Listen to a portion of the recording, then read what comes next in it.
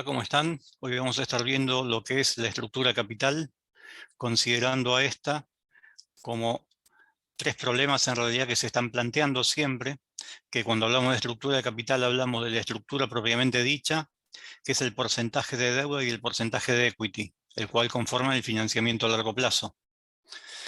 Un segundo tema es el costo de capital, que es el más importante y el que vamos a estar analizando. Y el tercer tema que también se presenta es el del apalancamiento financiero.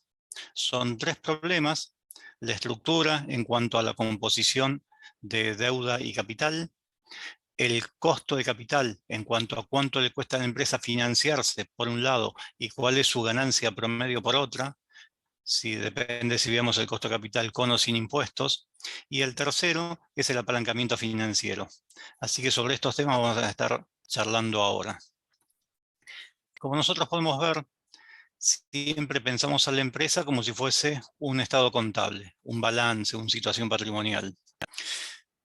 En general, las empresas tienen dos ciclos: lo que se conoce como el ciclo corto, que es el ciclo del efectivo, que es el capital de trabajo, que, como ustedes saben, se calcula rápidamente como activo corriente menos pasivo corriente.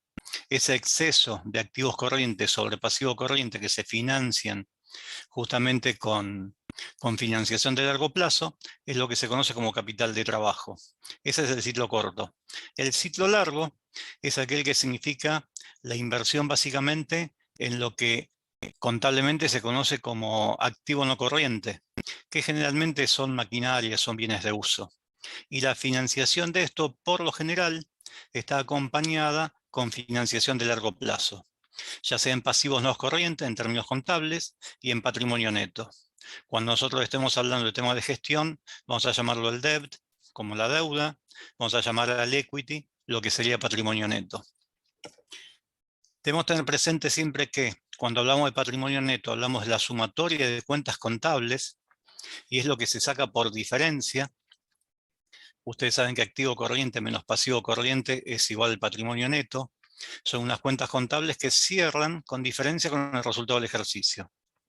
Cuando nosotros hablamos de gestión, conocemos cuál es el equity, porque el equity es cantidad de acciones que una empresa tiene por su valor de cotización. Conocemos cuál es la deuda y a través de la suma de ambos podemos conocer el value o el valor de los activos o el valor de la empresa. Cuando estamos en gestión, la incógnita no es el patrimonio neto, que para nosotros es el equity, sino que la incógnita es el valor de la empresa, porque estamos hablando de una empresa en marcha.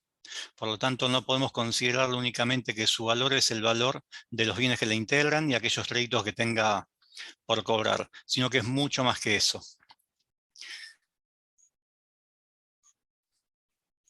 Y vamos a empezar con el tema del costo de capital. Y para eso vamos a traer a dos autores y lo que ellos opinan de cada uno de ellos. Carvajal dice que es la tasa de descuento utilizada para actualizar los flujos de fondos de un proyecto de inversión. Si nosotros tenemos un proyecto de inversión donde tenemos la inversión en el periodo cero y tenemos distintos periodos donde vamos a tener ingreso de capital, para hacer el VAN de ese proyecto, yo necesito una tasa de descuento.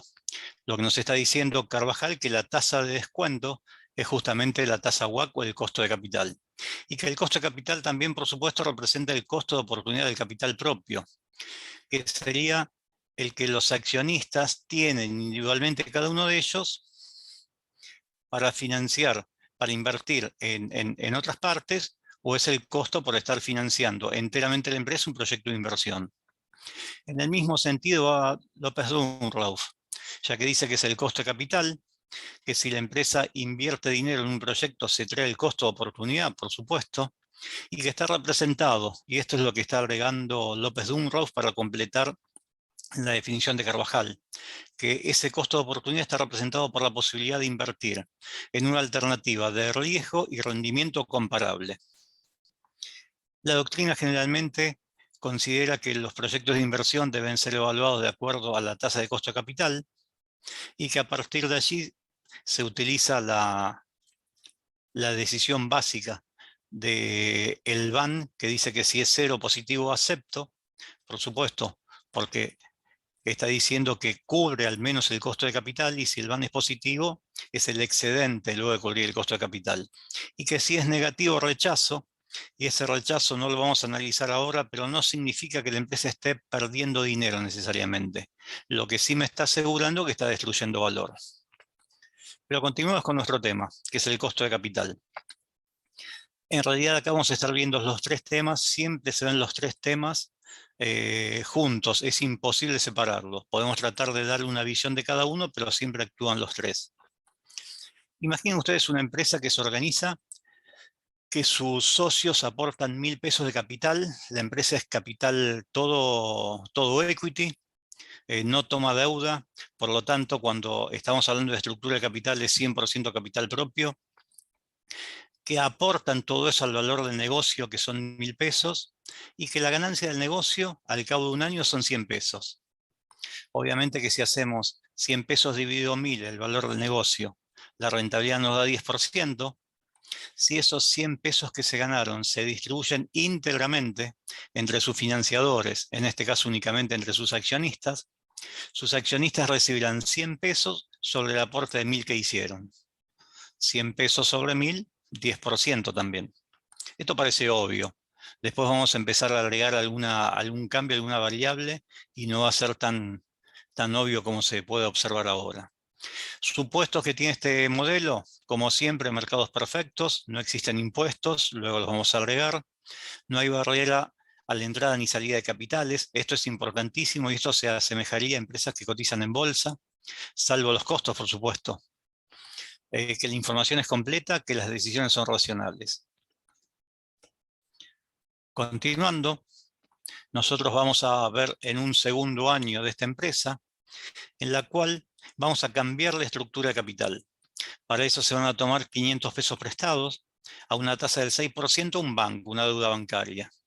Y los 500 pesos que se reciben, para no cambiar el valor de los activos, vamos a suponer que se distribuyen, se devuelven a sus accionistas. ¿Sí? El objetivo es simplemente mantener lo que es el value de la empresa siempre en 1.000, que no haya cambios, y sí cambiar la estructura de capital porque es justamente lo que estamos analizando. De esta forma, quedaría representado el segundo año de esta organización de esta manera. El valor del negocio sigue siendo 1.000 pesos, se ganan 100 pesos, por lo tanto es el 10%. El capital prestado son 500, ellos cobran una tasa de interés del 6% y el capital propio son los otros 500, el otro 50%. Y lo que podemos ver abajo es el cálculo del costo promedio ponderado de capital, o del WACC, Weighted Average Cost of Capital, donde nosotros vemos que la forma de cálculo es la deuda, el porcentaje del capital prestado, el capital de terceros, sobre deuda más equity, que es igual al value, por la tasa de la deuda. Este K sub D se refiere a la tasa de la deuda, en este caso 6%, más el porcentaje del equity sobre la deuda más el equity, por la tasa de lo que surja del equity. Y que cuando nosotros hacemos esta ecuación, que es un costo promedio ponderado de capital, vamos a obtener la tasa de costo de capital sin considerar impuestos. Cuando uno mira, obviamente que el capital prestado es el 6%, de 500 pesos cobra 30 de interés, 30 pesos de interés sobre 500 pesos que prestó es el 6%, correcto. Verificamos que la tasa que nos cobraron es la tasa que estamos pagando. Al capital propio, ¿cuánto quedó entonces? Si la empresa ganó 100, pagó 30, le quedaron 70. Sobre 500 pesos que es su aporte el segundo año, la tasa de ganancia es del 14%. O sea que, debido a que la empresa cambió su estructura de capital, los accionistas pudieron aumentar su rentabilidad. Recordemos que antes la rentabilidad de los accionistas era el 10%, ahora del 10% con iguales ganancias pasaron a ganar el 14%, y esto es porque se apalancaron en tomar deuda a una tasa menor de lo que rinde el negocio. Como la tasa que pagan por el capital prestado es menor, esta diferencia va directamente a los accionistas que están asumiendo un mayor riesgo. Eso sí hay que dejarlo en claro. Y ahora bien, si nosotros quisiéramos calcular el costo promedio ponderado del capital. Tendríamos la deuda, 500 pesos sobre 1000, ¿sí? Que es el valor del negocio o capital más capital propio. Por el 6%, la tasa de la deuda, más 500 pesos de capital propio dividido 1000, el otro 50%, por la tasa del 14%, que es lo que ganaron los accionistas. Y obviamente acá tenemos 0,5 por 0,6, 0,03, 0,5 por 14, 0,07, y 3% más 7%, por supuesto que da el 10%, que es la rentabilidad del negocio. Obviamente no es posible distribuir más de lo que el negocio dé. Lo que sí comienza a ocurrir, que justamente distintas tasas, distintos niveles de riesgo exigen distintas tasas de retorno. Pero que la combinación de ambas, de acuerdo al porcentaje de cada una de ellas que aportan la financiación, tiene que terminar dando lo mismo que el negocio da. Si esto ya lo sabemos de antemano, podríamos preguntarnos por qué estamos haciendo toda esta operación, por qué hacemos toda esta operación para sacar un 10% que lo tenemos. Bueno, debemos volver a lo que dije anteriormente. Cuando nosotros estamos trabajando en gestión, no conocemos el valor del negocio. Si yo conozco cuánto rinde el negocio, 100 pesos, pero no tengo la base de cálculo, no puedo sacar ningún porcentaje.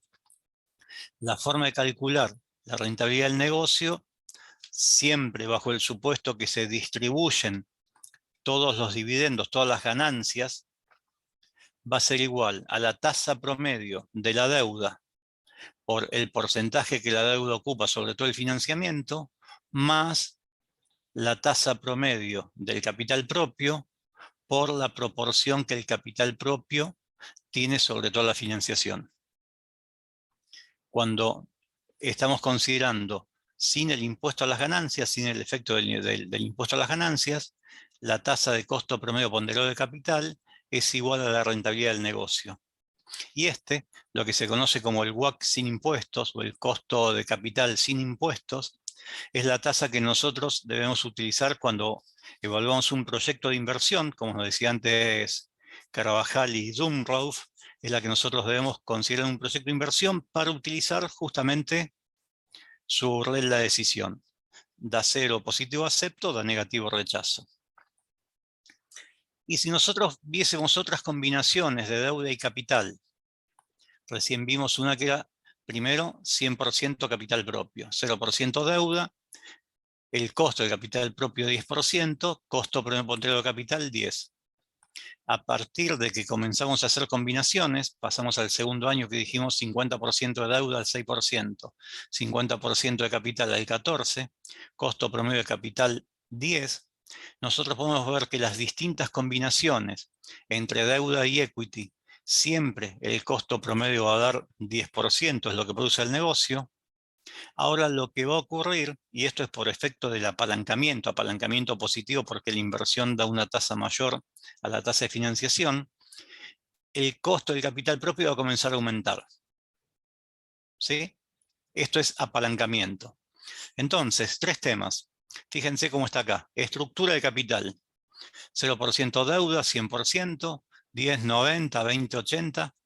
El comportamiento de cada una de estas líneas es algunas de las distintas estructuras de capital que podría tener una empresa. Segundo tema, costo de capital. Costo promedio ponderado de capital es Indistintamente a la estructura y dadas las tasas de ganancia de cada uno de ellos, obtenemos un costo promedio de capital sin considerar impuesto a las ganancias, que significa la ganancia promedio de la empresa. La empresa siempre gana el 10 indistintamente de la estructura, porque gana sobre sus activos. Y tercer tema, si la empresa da un 10%, los accionistas la financian íntegramente con capital propio, ganan ese 10%, a medida que la financiación es más baja y van agregando porcentaje de financiación, su tasa de costo del equity va aumentando. Eso es apalancamiento. Y es interesante para analizar este tema el teorema que da Suárez y Suárez. Y él dice que para una rentabilidad y un riesgo económico dados, todo incremento de la rentabilidad financiera producto de un instrumento de grado de endeudamiento, el porcentaje de deuda va creciendo, ese agregado de rentabilidad, ese excedente de rentabilidad, va unido a un incremento del riesgo de esa rentabilidad. Por supuesto, si la empresa es todo capital propio, el hecho de que nosotros podamos cobrar nuestras utilidades de la ganancia tiene un riesgo muy, muy reducido. A medida que vamos tomando deuda, la deuda siempre es senior respecto de los dividendos, por lo tanto cada vez estaremos más atrás en la cola para cobrar. Ese más atrás en la cola a cobrar significa que hay más riesgos. Primero van a cobrar los terceros, luego va a cobrar los accionistas. Cuando la ganancia se reduce, los terceros van a seguir ganando siempre su tasa. Si queda algo, queda para los accionistas. El día que las ganancias del negocio no alcancen a cubrir los intereses, o la empresa deberá liquidar activos para cubrir con su deuda, o los accionistas tendrán lo que se conoce como un dividendo negativo. Deberán aportar a la empresa para poder cubrir con los gastos de los intereses. Ese es el riesgo que va apareciendo. Cuando la deuda, la tasa de la deuda va creciendo más, ese riesgo se hace más alto. Si el negocio sigue rindiendo lo mismo de siempre, los accionistas van a tener un mayor retorno, a expensas de un mayor riesgo. ¿Y cuáles son los riesgos que existen? Y dos clases, financieros y económicos. Los financiadores, para el caso de los acreedores, corren con el riesgo financiero, que los flujos de fondo que genere una empresa no alcancen para pagar los intereses y la devolución del capital cuando corresponda. Para los accionistas, aparte del riesgo financiero, que es el mismo pero más agravado, porque están después, una vez que los acreedores satisfacen sus necesidades de intereses después, lo que queda va para los accionistas, por lo tanto el riesgo financiero es más alto, tiene el riesgo económico de que la tasa de retorno no alcance el mínimo necesario. Y que en caso extremo, si la empresa llega a ir a la quiebra, van a cobrar los acreedores privilegiados en primer lugar, los quirografarios en el segundo, allí están todos los acreedores, entre el primer y segundo grupo, y lo que queda, sí queda, para los accionistas. Entonces, obviamente, como su riesgo es mayor, en épocas normales, donde la tasa de retorno de los activos es mayor a la tasa de la deuda, el apalancamiento es positivo, es normal que se justifique entonces esta mayor tasa. Por una cuestión de riesgo, como siempre lo vemos en finanzas. Esto vamos a pasar por alto. Y vamos a hablar nosotros acerca de la deuda, ya que los inputs para poder medir el costo de capital son dos: la deuda, monto intereses, y el capital propio. El WACC ya lo habíamos visto, y acá lo que estamos agregando es el 1 menos T. Como los intereses de la deuda están antes de la base impositiva para pagar impuestos a las ganancias, cuando una empresa se endeuda y paga impuestos a las ganancias, va a tener una reducción de su base por los intereses pagados. Eso significa de alguna forma que es el Estado, quien recauda los impuestos, que se está haciendo cargo de una cuota parte de la tasa de interés que las empresas pagan. Por lo tanto, si una empresa se endeuda al 10%, como la tasa de impuesto a las ganancias en Argentina es 35%, significa que la empresa se va a hacer cargo únicamente a nivel de tasa del 65%, que el otro 35% restante se lo traslada al Estado cuando reduce la base impositiva para calcular el impuesto a las ganancias, y por lo tanto, al reducir la base, va a liquidar menos impuestos. ¿En qué proporción va a liquidar menos impuestos? En un 35%. Por eso se considera que la tasa de la deuda se reduce en un 35% por este efecto que se puede apreciar en el estado de resultados. La fórmula, como la explicamos antes, la D es el debt, es la deuda. El K sub D es la tasa de la deuda. 1 menos T es el escudo fiscal o tax shield. Y el KE finalmente es el costo del equity. Si nosotros la deuda la estamos pensando como una obligación negociable. En el momento cero tiene una cotización, la cotización de mercado. Al vencimiento va a tener un valor, que es el valor nominal, que por lo general es un valor más alto porque suelen cotizar bajo la par. Y existe un tiempo que hay que esperar hasta que esto llegue. Entonces la empresa, cuando se endeuda a través de obligaciones negociables, tiene un valor de cotización menor al valor que va a liquidar. Y una cantidad de años hasta que esto ocurra.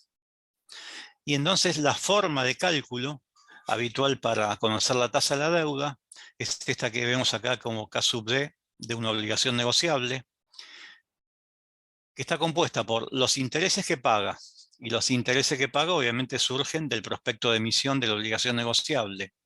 Y esta es la parte que los tenedores de deuda van a monetizar. Es lo que se van a llevar a su bolsillo. Y hay otra parte de la ganancia que está dada por el valor nominal menos el valor de mercado, esta diferencia de cotización, dividido la cantidad de años que resten hasta su vencimiento. Esta es una parte que no va a monetizar hasta el vencimiento en que pueda cobrar todo el bono, pero sí es una parte que va a ir capitalizando. El valor de la obligación negociable va a ir creciendo a medida que vaya pasando el tiempo, porque se va a ir acercando hasta que finalmente termina su valor de mercado igual a su valor nominal porque llegó el momento de cancelarla. Entonces, toda esta es la ganancia que tiene un tenedor de deuda, los intereses que monetiza, más lo que capitaliza, y para calcular la tasa, como estamos trabajando con valores nominales y valores de mercado, estamos tomando la semisuma de ambas como base. Tenemos toda la ganancia dividido el promedio entre valor nominal y valor de mercado, y eso nos da la tasa de la deuda. Y en el caso de que hubiese nuevas emisiones de deuda, la forma de trabajo es simple.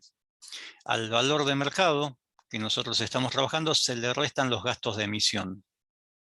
Este es un ejemplo donde los gastos de emisión fueron de 3.000 pesos. El valor nominal de la deuda, o sea, lo que va a pagar al vencimiento, son 150.000. 135.000 es el valor al cual salió al mercado, al cual lo compraron, pero a eso hay que sumarle 3.000 pesos más de gastos.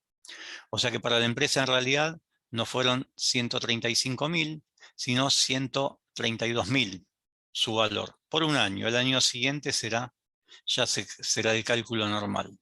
Y de esa forma se podrán obtener, por supuesto, cuál es el K sub D.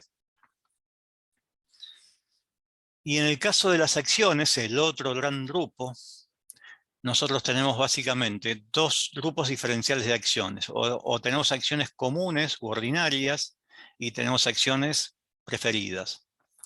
Cuando hablamos de las acciones comunes, son las acciones que básicamente tienen los dos derechos, el derecho a voto y el derecho a percibir dividendos. Votarán en Asamblea General Ordinaria o en Asamblea Extraordinaria si se la convoca. Podrán tener derecho a dividendos si en la Asamblea General Ordinaria se resuelve distribuir dividendos en efectivo a pagar. Si los asambleístas resuelven o la Asamblea resuelve no distribuir dividendos, no cobrarán nada, al menos por ese año. En el caso de las acciones preferidas, de los dos derechos tienen uno solo porque tienen la preferencia justamente económica. Preferencia económica significa que siempre van a estar cobrando una ganancia todos los años que está determinada en su prospecto de emisión, por lo tanto siempre su ganancia va a ser constante. Como no pueden acrecentar su ganancia por la performance de la empresa, es que entonces no tienen derechos políticos, no pueden votar. La acción preferente o preferida también se la ve como un híbrido, porque tiene elementos de deuda y tiene elementos de capital. Tiene elementos de deuda en cuanto a que su dividendo está determinado en forma extemporánea, en forma por fuera de lo que es el negocio de la empresa, ya que no está relacionado con el estado de resultados y con la ganancia, sino justamente con sus condiciones de emisión como si fuese una deuda cualquiera. Y tiene elementos de capital en cuanto a que si la empresa tiene resultados negativos, no está obligada a pagarle en ese momento, puede suspender temporariamente los dividendos que les va a pagar, pero tiene elementos de deuda en cuanto a que no percibe dividendo, pero no le puede hacer juicio a la empresa como si le podría hacer un acreedor. Así que la acción preferente tiene esta condición. Y dentro de las acciones comunes hay muchas clases. Ustedes pueden tomar cualquier balance de empresas, ver cómo está compuesto el capital y van a ver que hay acciones, sobre todo de las que cotizan en bolsa, las más grandes. Acciones clase A, clase B, clase C. Y estas diferencias operan básicamente en dos líneas distintas. Una de ellas es el derecho político que tienen. Toda acción común tiene al menos derecho a un voto en asamblea. Pero hay acciones de voto múltiple que pueden llegar a tener hasta 5 votos en asamblea. Estas acciones se obtienen únicamente a través de distribución de dividendos en acciones que una empresa puede hacer y se distribuyen a prorrata a efectos de no cambiar la composición de las fuerzas internas de los distintos accionistas. Como este derecho de voto múltiple no es trasladable, no es transmisible, cuando se vende una acción de voto simple, es entonces que el precio de las mismas es el mismo. Porque si bien tiene un mayor poder político, ese poder político, al no poder trasladarlo, es imposible cobrarlo, y cuando se transmite una acción de un solo voto. Y la otra línea de diferencias que existe entre estas es lo que se denominan los covenants. Y estos sí son importantes y estos sí se evalúan.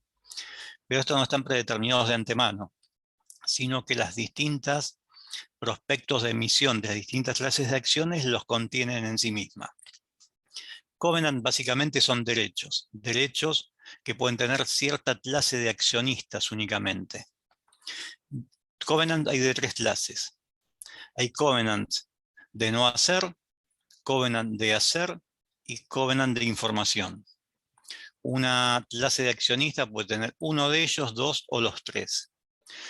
Covenant de no hacer significa que, por ejemplo, la empresa, para vender determinados activos que se consideran estratégicos para su actividad, para poder venderlos, tiene que pedir permiso a esta clase especial de accionistas que tienen ese derecho. Y los accionistas se pueden negar a que vendan determinado activo. Covenant de no hacer. Covenant de hacer, las empresas están obligadas a cumplir con ciertos condicionamientos, conocidos de antemano, obviamente, que esta clase de accionistas le impone en pos del bien del negocio. Y covenant de información, hay cierta información relevante, que es información interna, estratégica, información sensible de la empresa, que la empresa no transmite a terceros, ni siquiera a sus accionistas, salvo aquellos en los cuales, en su prospecto de emisión nuevamente, la empresa está obligada a proporcionarles cierta información, no toda, sino cierta que esté especificada. Obviamente que estos covenant tienen distintos valores y de acuerdo a la circunstancia política que se encuentra la empresa tendrán mayor valor o menor valor. Y por lo tanto su cotización será la que corresponda de acuerdo al momento y la oportunidad. Así que por ahora con esto nosotros estamos cerrando esta parte, que es la parte introductoria de lo que es estructura de capital. Gracias.